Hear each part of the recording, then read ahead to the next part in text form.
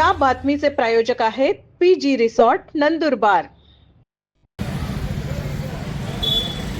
नवापूर कृषी उत्पन्न बाजार समितीचे सभापती बकाराम गावित यांच्या विरोधात दाखल करण्यात आलेला अविश्वास प्रस्ताव गणपूर्ती अभावी बारगळल्याने समितीतील राजकारणाला नवे वळण मिळाले आहे।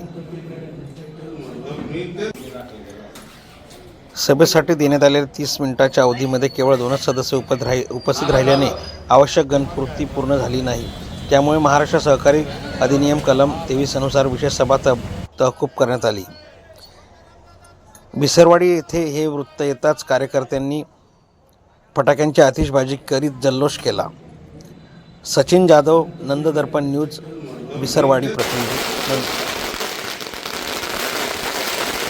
बाजार समितीच्या अविश्वास ठरावावर समोरील कोणीही उपस्थित न राहिल्याने आम्ही फक्त 2 सदस्य भालचंद्र गावित आणि रमिला गावित या दोघंच उपस्थितीत राहिल्याने